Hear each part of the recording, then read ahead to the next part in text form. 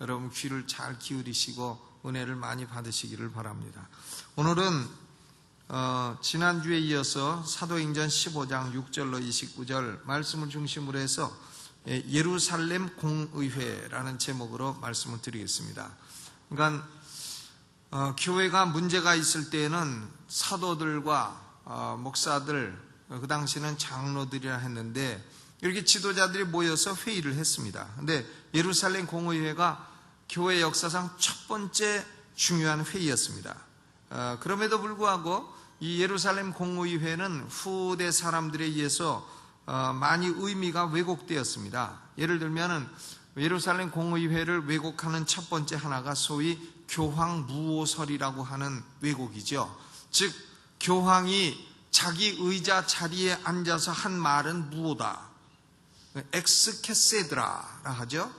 자기 교황이라는 의자에 앉아서, 의자 밖에서 하는 말은 오류가 있는 말이고, 의자에 딱 앉아서 내가 지금 의자에 앉았다 봤냐? 그래가지고 그때부터 하는 말은 오류가 없다는 거예요. 이게 교황무오설인데 그 근거가 어디서 나왔냐면 바로 사도행전 15장, 여기서 예루살렘 교회 의장인 야고보가 한 말은 무오한 말이다, 이렇게 해가지고 거기서 나왔다는 거예요. 그러나 이것은 사실 터무니없는 주장에 불과한 것이고 예루살렘 공의회의 의미를 왜곡하는 첫 번째 케이스입니다. 또 어떤 경우에는 사도 베드로가 선포하기를 우리가 저희와 동일하게 주 예수의 은혜로 구원받는 줄을 믿노라, 이렇게 선언을 했는데 이것이 구약의 율법은 더 이상 아무런 의미가 없다라고 하는 율법 폐기론을 주장하는 사람들이 있어요. 엔타이노미아니즘, 그것도 아주 공의회의 의미를 왜곡하는 겁니다. 율법은 구원을 주기에는 능력이 없어도 구원은 예수 그리스도가 능력으로 은혜로 우리에게 주시지만, 그러나 율법은 그 자체로 거룩한 것이고 우리 성도들은 율법을 존중해야 하는 것이고 하나님의 법을 사랑해야 하는 것이고 하나님의 법을 따라 살아야 되는 겁니다. 율법을 지켜서 구원받는 것은 아니지만 하나님의 거룩한 법은 우리 성도들의 삶의 원리가 되는 것이지 그것을 갖다 내버리고 폐기해도 된다고 가르친 것이 아니라 하는 것이죠. 그러니까 교황무오설도 예루살렘 공의회의 의미를 왜곡한 것이고 율법 폐기론도 예루살렘 공의회의 의미를 왜곡한 것입니다. 이 예루살렘 공의회가 중요한 이유는 뭔가 하면, 만약에 이 회의에서 바른 결정을 내리지 아니했다고 한다면 바울과 바나바의 복음 전도가 그때부터 심각한 타격을 입게 되는 거예요. 바울과 바나바는 율법과 구원이 관계가 없고 오직 주 예수를 믿으면 구원받는다고 하는 이 은혜의 복음을 전파했는데, 만약에 예루살렘 공회에서 그것을 확실하게 하지 않았으면 바울과 바나바와 비두로의 복음전도 사역은 심각한 타격을 입게 되고 사도 바울은 제1차 선교여행만 끝내고 2차부터는 하지도 못하고 가지도 못하고 이랬을 것입니다. 그런데 예루살렘 공의회에서 은혜로 말미암은 구원, 이 원리를 명확하게 딱 정해놨기 때문에 바울은 2차, 3차, 4차 선교여행을 계속할 수가 있게 된 것이고 사도행전 16장이 그때부터 또 기록이 될 수가 있게 된 것입니다. 만약에 여기서 바울의 복음은 잘못됐다 이렇게 결정했으면 사도행전 16장 없어지는 거예요. 없어지고 로마서도 없어지는 것이고, 이렇게 돼서 성경이 가벼워지고 해서 좋긴 좋겠지만 그러나 복음이 없어지고 우리가 구원받지 못하게 되고 우리는 여전히 율법의 종이 되고 이렇게 되는 것입니다. 예루살렘 공의회가 왜 일어났느냐 하는 것은 지난주에도 잠깐 말씀드렸습니다만은, 예루살렘 공의회가 일어난 이유는 즉 유대교에서 기독교가 나왔기 때문에 그렇게 된 거예요. 유대교와 기독교 간에 연속성이 있다 이거예요. 연속성이 있는데 어떤 의미에서 연속성이 있느냐, 이것이 그 초대교회 사람들 가운데 헷갈린 사람들이 있었기 때문에 그렇습니다. 예를 들면은요, 하나님이 아브라함에게 하나님의 백성들은 할례를 받아야 된다 이렇게 율법에 정해놨어요. 그러면 이것이 유대교와 기독교가 연속성이 있을 때 그럼 기독교는 할례를 어떻게 봐야 되느냐, 이런 문제거든요. 사도 바울은 이제 그 할례 그런 것은 그림자에 불과하고 할례의 실체는 마음의 할례라. 신약에 와서는 마음의 할례, 즉 성령으로 말미암아 거듭나는 것이 중요하지 육체의 할례 이런 것이 중요한 게 아니다. 그것은 그림자에 불과한 것이고 이제 할례의 실체는 성령으로 말미암아 예수 믿고 거듭나고 중생하고 이래서 새 사람이 되는 것이 중요한 거다. 고로 육체의 할례는 그림자이기 때문에 실체가 왔으므로 그림자는 필요가 없다.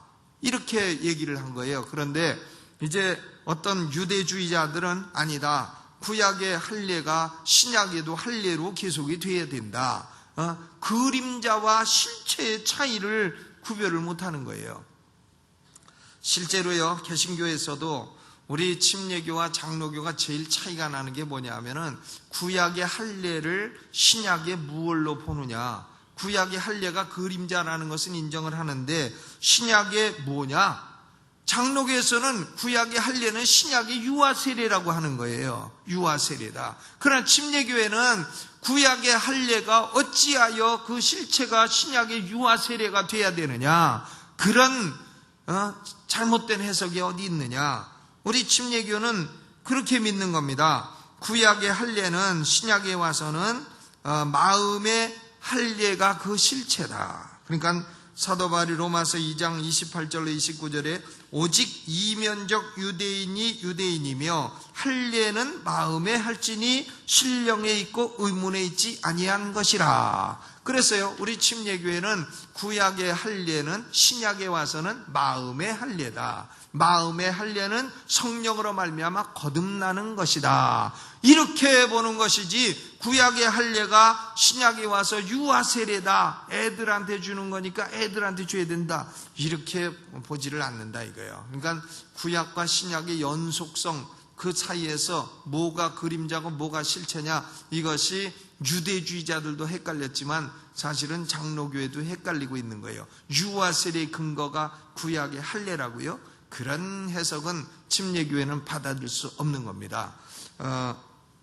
그렇기 때문에 우리는 유아세례를 주지 않고 믿는 신자에게 침례를 주는 거예요. 신자의 침례는 그러나 구약의 할례와 관계가 없는 거예요. 그것은 성령으로 말미암아 거듭나고 중생한 사람들에게 교회의 의식으로 예수님이 제정해 주셨기 때문에 받는 것이지, 그것이 뭐 어린아이들에게 줘야 하고 구약의 할례가 어린아이에게 줬으니까 신약의 침례도 어린아이에게 줘야 된다. 이런 연속성을 인정할 수 없다는 겁니다. 저는 이 문제에 있어서는 장로교회가 오류라고 확실히 믿어요. 그것은 참 잘못됐다고 생각합니다. 유아 세례는 그 잘못된 것입니다. 어떤 분들은 그래요.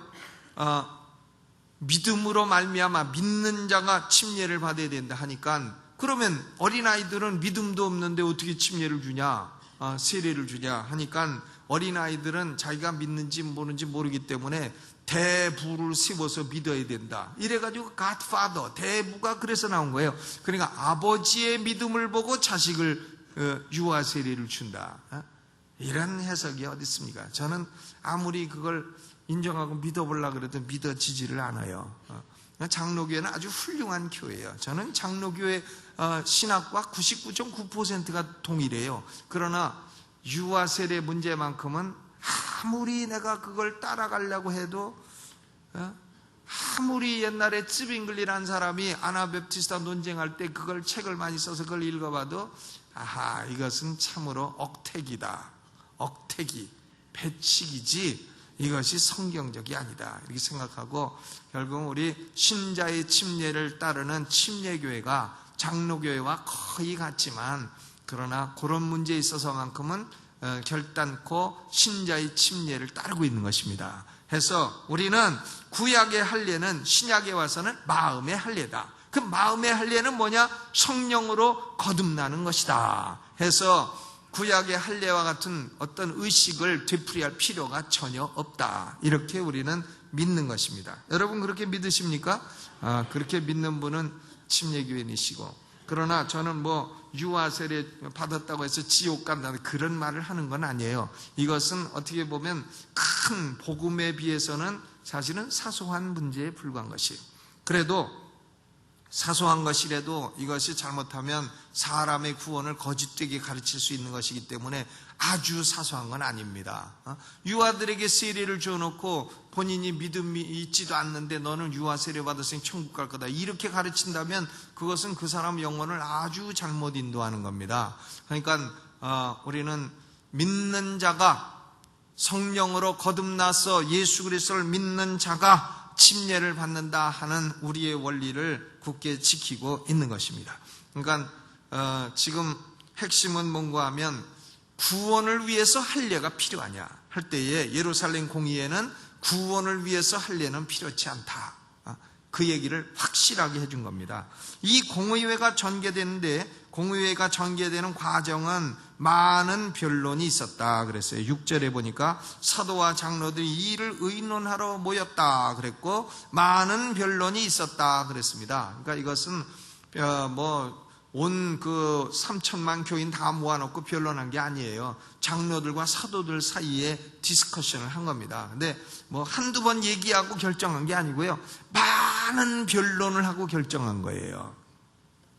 사도와 장로들 내부에서 변론이 있었던 겁니다. 그런데 변론 후에 세 가지 현상이 있어요. 첫째는 베드로가 딱 일어나더니 연설을 하는 겁니다.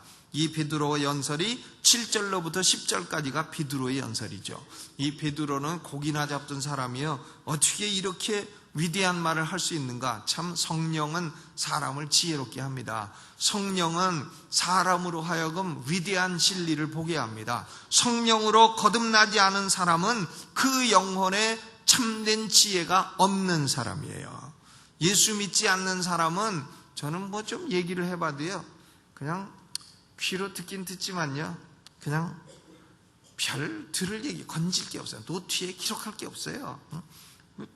별 어떤 신앙이라든가 무슨 진리에 대한 얘기를 하면 들을 게 없단 말이에요. 물론 그들도 과학 얘기를 하고 그런 얘기하면 들을 게 있죠. 경제 얘기를 하고 그러면 들을 게 있겠습니다만은, 그러나 사람의 영혼이라든가 내세라든가 철학이라든가 인생관이라든가 역사관이라든가 이런 거 얘기하면 들을 게 없어요.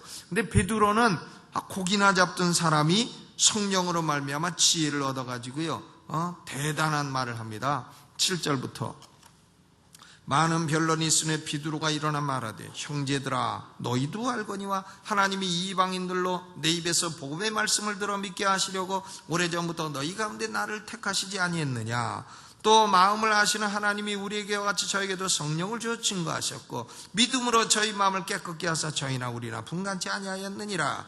그런데 지금 너희가 어찌하여 하나님을 시험하여 우리 조상과 우리도 능히 매지 못하던 멍에를 제자들의 목에 두려느냐 그랬어요. 율법은 우리도 못하던 것을 이방인들에게 멍에로 두려 하느냐 하면서 우리가 저희와 동일하게 주 예수의 은혜로 구원받는 줄을 믿노라 그랬습니다.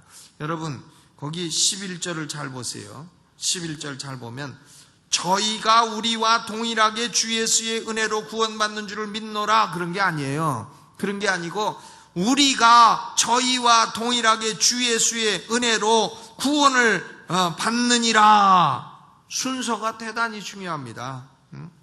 유대인들도 이방인들도 할례 없이 구원을 받았으니 유대인들도 동일하게 할례 없이 구원받는 것이다. 이걸 얘기하고 있는 거예요. 그러니까 그들이 논의한 것은 이방인의 구원 문제라기보다는 자기 유대인들의 구원 문제를 중점적으로 논의한 것을 말하는 것입니다. 그리고는 베드로는 유대주의자들을 책망합니다. 너희가 어찌하여 하나님을 시험하여 우리 조상과 우리도 능히 매지 못하던 멍에를 제자들의 목에 두려느냐 그랬어요. 하나님을 시험한다는 말은 하나님의 인도를 거부하려 하느냐 하는 것입니다. 하나님은 이방인과 유대인의 구별을 철폐하시고 오직 믿음으로 말미암아 구원받는 대원리를 세워놓으셨는데 베드로 말은 내가 이방인 고넬료 집에 가서 복음 전할 때 성령이 내려오시고 그들이 할례 없이도 다 구원받았는데 하나님이 그런 역사를 이루셨는데 너희는 왜 하나님의 인도를 거부하느냐? 왜 구원 문제에 관해서 하나님의 인도를 거부하고 너희들 자신이 구원 문제의 권위를 가지려 하느냐, 이런 얘기예요. 여러분, 사람의 영혼이 천국 가고 지옥 가고 구원받고 못 받고 하는 구원 문제의 권위자는 누구예요? 하나님 한 분뿐입니다. 하나님 한 분뿐이에요. 사람은 그 문제에 관해서 나는 이렇게 생각합니다, 그래봐야 그건 네 생각이지, 그게 하나도 안 중요하다. 왜? 너는 구원 문제에 관해서는 권위가 없다, 이렇게 말할 수밖에 없어요. 하나님만이 우리의 영혼 구원 문제에 있어서는 권위가 있는 줄로 믿으시기를 주의 이름으로 축원합니다. 그래서 베드로는 이방인들도, 내가 보니까 이방인들이 할례 없이 다 성령 받고 구원 받고 하나님이 그렇게 역사하셨는데, 우리도 이제는 그림자 같은 율법의 의식에서 해방되고 이방인들처럼 오직 은혜로 말미암아 믿음으로 인하여 구원받는 줄을 확신하노라, 베드로가 이렇게 얘기를 하고, 구원 문제에 관해서는 하나님의 인도를 받아들여라고 지금 얘기를 하는 것입니다. 그리고 두 번째는 거기 내용에 바울과 바나바가 1차 선교여행의 보고를 다 하는 거예요. 우리가 1차 선교여행을 루스드라, 이고니온, 더베, 비시디아, 안디옥 이런 데를 다 다니면서 했는데, 거기 이방인 가운데 하나님이 표적과 기사를 많이 일으키셨고, 루스드라에서는 안진뱅이도 일으켰고, 그런데 그들이 복음의 말씀을 받으니까 하나님이 성령도 부어주시고 그들도 할례 없이 다 구원받더라, 이런 얘기를 바울과 바나바가 보고한 거예요. 그러니까 베드로가 말한 것이 바울과 바나바의 선교 현장에서 그대로 체험이 되었다, 이것을 지금 보고한 것입니다. 저는 신학교에서도 신학을 오래 가르쳤는데요, 이 신학이 교회 현장과 선교 현장에서 쓰일 수 없는 이론 신학은 아무 쓸데없는 신학이라고 생각합니다. 요새는 신학자들도요, 현대 신학이라는 걸 막 엄청 공부해 갖고 와요. 현대 신학. 그런데 그것은 보면은 현대 신학은요, 마치 땅을 파는 사람이 땅을 넓게 파는 것과 같아. 넓게 파. 땅을 막 100평을 이렇게 파.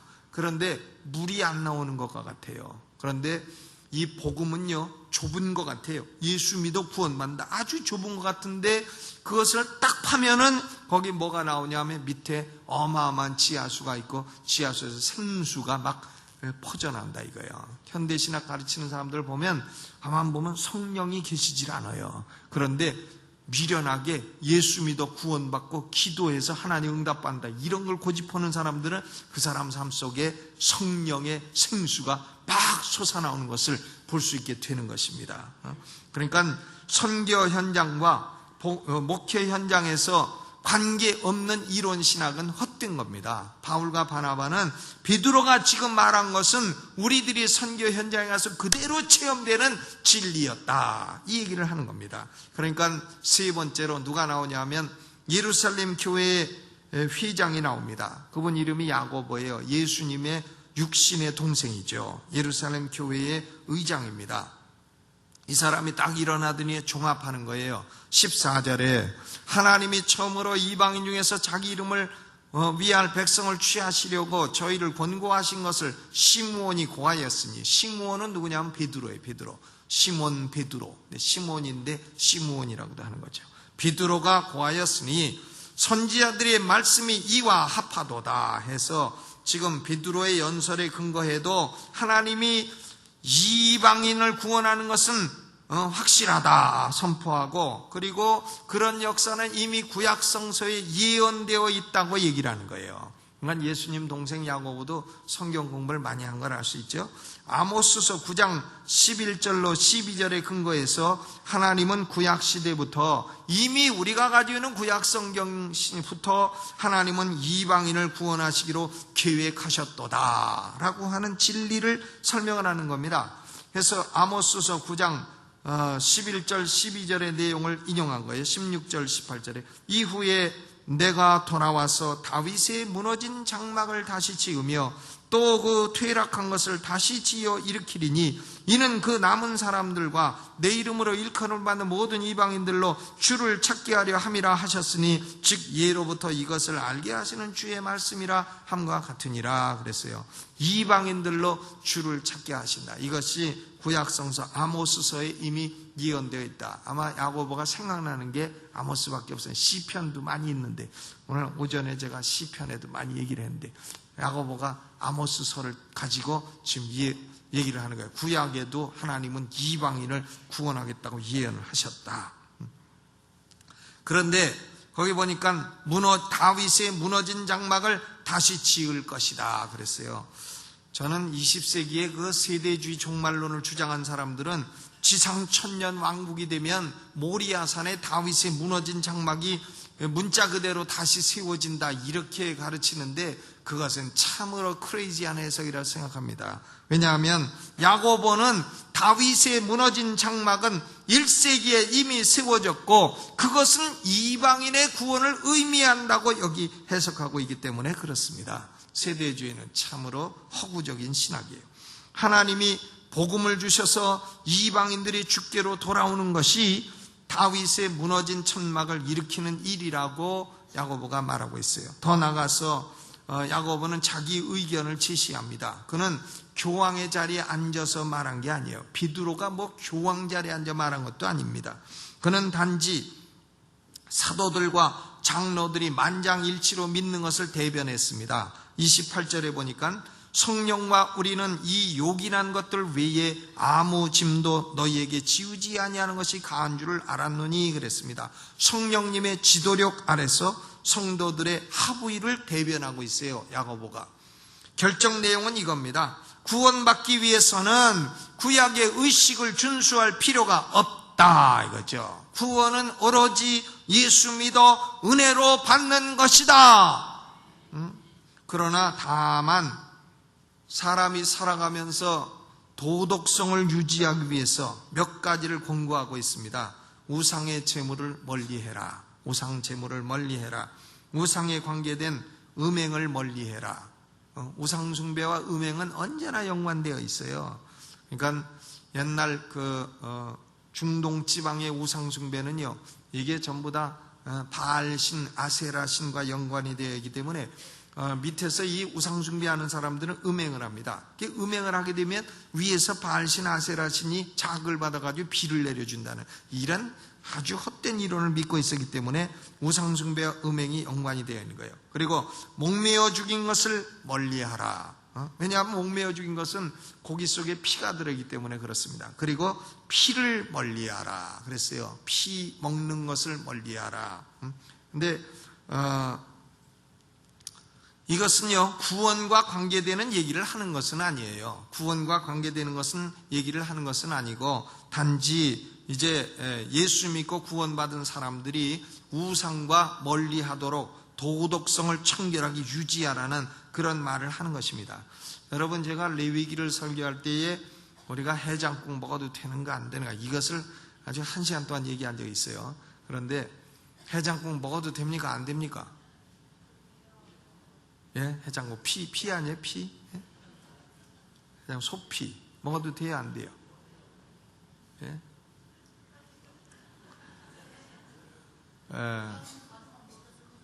먹어도 됩니까? 예, 맛있는 건 잡수시고 맛없는 건 잡수지 마시고 한데요. 이 레위기 설교할 때 제가 자세히 말씀드렸습니다만은 이 유대인들은요 아주 역사상 오랫동안 피를 안 먹었어요. 지금도 유대인 고기는 아주 맛이 없어요. 왜냐하면 고기를 먹으면은 그걸 다 물에다가 푹 담가서 일주일 지나갖고 피 빼갖고 먹습니다. 그렇기 때문에 고기가 아주 질기질기하고 유대인이 먹는 고기는 아주 맛이 없어요. 근데 지금 현대인들은 사실은 피를 안 먹는 게 불가능해요. 불가능하죠. 고기 스테이크 먹어서 미디엄을 먹었다? 미디엄? 어떤 분은 스테이크 집에 가서 미국 사람이 How do you want your steak? 스테이크를 어떻게 원하십니까? 그러니까 한 사람이 미디엄 하니까 옆에 있다가 엑스라지 그랬다는데 예. 미디엄, 웰던, 레어 이걸 말하는데 미디엄 많이 들어 라지, 엑스라지, 미디엄 그랬다는데 그런 건 아니고 유대인들이 지금 야고보가 유대인의 입장에서 얘기를 하는 거예요. 우리하고 교제를 하려면은 우리는 너무 오랜 동안 이렇게 피를 안 먹어왔으니 이방인들도 우리와 교제할 때는 그건 좀 삼가해 주는 게 우리를 존중해서 좋지 않겠느냐, 이 정도 얘기를 하는 것이지, 피를 먹어 뭐 해장국을 먹으면 지옥 간다 이런 얘기를 하는 것은 분명히 아니라는 거예요. 그렇다면 뭐 예수는 믿고 그 다음에 피를 안 먹어야 천국 간다 이런 얘기가 되지 않겠어요? 그것은 지금 복음의 한계를 두는 게 아니고, 지금 야고보는 유대인이기 때문에 결국은 이방인들과 같은 믿음 안에서 교제할 때에 그 상대방의 문화를 어느 정도 존중해 줬으면 좋겠다는 얘기를 하는 거예요.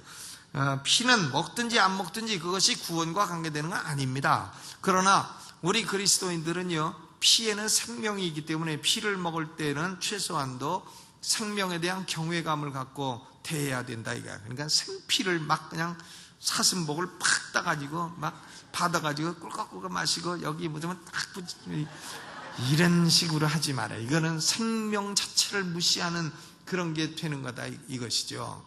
그러니까 보신탕을 먹어도요, 개도 그것도 탁 좀 인격적으로 죽여갖고 그래야지. 우리나라 사람들 너무 심하면 몽들이 때려가지고 또 개 끄슬려가지고 이래가지고 먹는 것은요, 그건 아주 문화적으로 야만스럽고, 그렇다면 유대인들이 우리가 예수 믿는다 해도 우리를 아주 야만인 취급하고 상대도 안 할 겁니다. 상대도 안 해요. 미국 사람들도 우리 개 먹는다 그러면 상대도 안 하려고 그래요. 쥐들은 별거 다 먹으면서. 제가 미국서 강의할 때 미국 학생들 보고, 야 니네 개 먹냐 하니까 안 먹는데요. 그런데 너희들은 6.25라는 전쟁을 겪어봤냐 하니까 안 겪어봤대요. 그러면 굶어 죽게 되면 개 안 먹겠냐 하니까 미국 학생이 가만히 있다가 그러면 먹을 걸요 그러더라고요. 그래서 우리도 그때 먹은 거고, 그때 영양실조 걸렸을 때 돌아다니는 건 먹을 건 개밖에 없어서 잡아먹었는데 죽는 게 나냐 개 먹는 게 나냐. 니네 에레미야 애가를 안 읽어봤냐? 에레미야 유대인들은 망할 때 제 자식도 잡아먹었는데 죽게 되면 제 자식은 잡아먹을 수 없고 동네에 있는 개는 돌아다니는 거 그거 잡아먹는데 그걸 가지고 너희가 우리를 야만시 여기냐? 너희도 6.25 같은 전쟁을 겪게 되면 개가 아니라 쥐도 잡아먹을 거다. 그러니까 나보고 뭐라 하지 마라. 내가 좋아하진 않지만 먹게 되면 먹는다. 나는 개 안 먹었어요. 근데 군대 가니까요, 군대 우리 공군 통신전략교 영어교육대 대대장님이 회식을 간단 말이에요. 회식을 가면 뭐라 하냐면 와리깡이다 먹어라. 그 와리깡이 뭔지 알아들어야지. 그건 뭐냐면 먹든지 안 먹든지 월급에서 돈 똑같이 뛴다는 말이야. 그래가지고 보신탕 집대로 가면 내가 안 먹어도 뛰는데 어떻게 안 먹어요? 먹어야지. 그래서 배우게 됐는데 전 지금도 별로 좋아하진 않아요. 그러나 아주 먹게 되면 또 먹지만 아주 탐하고 그러지는 않습니다. 근데요, 이 개를 죽여도 목매어 때려잡고 이렇게 죽이는 것은 좀 삼가야 되겠습니다. 그리고 생명을 존중해서 죽이고, 소를 죽여도 이렇게 탁 자극으로 죽이고 해야지 막 몽둥이로 틀개펴서 죽이고 그러면 되겠어요. 그것은 그 생명을 주신 하나님을 멸시하는 짓이죠. 그러니까 우리가 개 잡는 방법도 좀 해야 되겠고, 그러나 우리 대한민국의 해장국은 참 그건 요리도 깨끗하게 잘하고 해서 저는 아주 청일옥 그 해장국을 세계에서 제일 맛있는 건 줄 알고 가서 무교동에 있는 청일옥, 고등학교 다닐 때부터 가서 먹었습니다. 그런데 거기를 지금 다 개발을 해가지고요, 청일옥이 지금 없어진다 그래요. 해가지고 어디 딴 데로 이사 간다 그러는데 참 안타깝습니다. 그러니까 이것도 깨끗이 요리해가지고 먹으면 괜찮죠. 이것이 구원과 관계되는 게 아니다 하는 거야. 그러나 야만스럽게 먹고 생명을 경시하고 먹고 이런 것은 안 된다. 그러니까 지금 야고보는 구원의 조건은 믿음이지만, 그러나 유대인과 이방인이 교제하기 위해서는 이런 정도는 지키는 것이 좋지 않느냐 이방인들아 하고서 이런 편지를 써서 안디옥, 수리아, 길리기아에 있는 교회들에 보내기로 한 것입니다.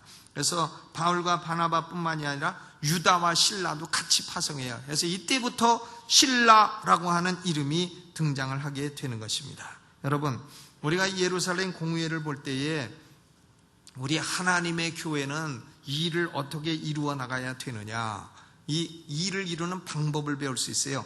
공의회는 단지 어떤 한 사람의 의견을 따르기 위한 것이 아닙니다. 성령님의 인도를 받고자 한 것이에요. 하나님의 말씀과 성령님의 일치점을 찾고자 한 것입니다. 이것이 바른 교회의 원리예요. 우리 침례교의 원리는 뭐냐? 성령님의 지도 아래 하나님의 말씀의 권위를 따라서 온 성도가 일치가결하는 거예요. 온 성도가요.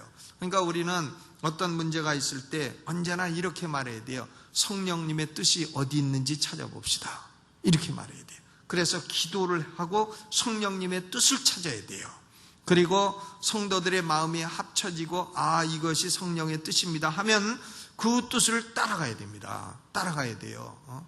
우리 한국 사람들은 자기가 투표해가지고 안 되면은 그 다음부터는 막 팍 돌아서 가지고 하는데 그것은 민주주의할 것이 안 되는 것이고, 성령님도 우리 가운데 인도하시고 역사하셔서 많은 사람의 마음을 주관해서 이것이 뜻이다 하고 보이시면 내 뜻하고 다르더라, 내가 성령을 따라가야 되겠다, 이렇게 해야 될 줄로 믿습니다. 그러니까 야고보는요, 성령과 우리는 이렇게 말하지 우리는 요 얘기만 하지 않습니다. 성령과 우리는 이 요긴한 것들 외에 아무 짐도 너희에게 지우지 아니하는 것이 가한 줄 알았노니 그랬습니다.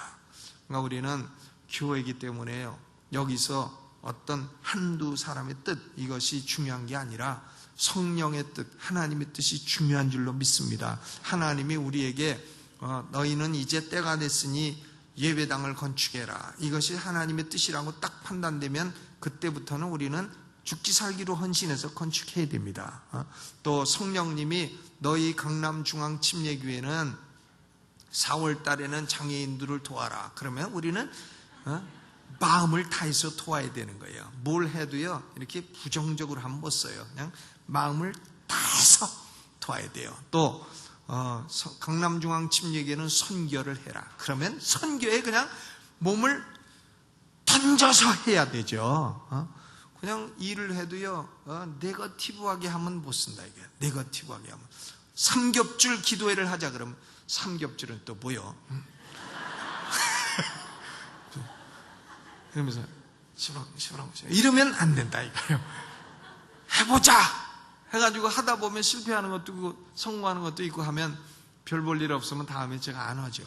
다음엔 절대 안 합니다. 그러나 그게 효과가 있다 하면 다음에다 살려가고 또 하고 이렇게 하는 거니까 성령님의 인도에 우리 마음을 다 합쳐야 할 줄로 믿습니다. 이것이 교회를 인도하는 것이고, 이 말씀의 메시지는 뭐냐면 그리스도인은 이제 율법은 의식법이 있고 도덕법이 있고 사회법이 있어요. 그런데 이 예루살렘 공회의 메시지는 뭐냐면 우리는 율법의 모든 의식법에서는 완전 해방되었다. 의식을 지킬 필요는 없다는 거예요. 그러나 도덕법은 어떻습니까? 도덕법은 지금 야고보가 한 대로 그리스도인 구원받은 사람들은 하나님의 거룩한 도덕법은 삶의 기준으로 삼아 살아야 된다. 의식법에서는 완전 해방되었다.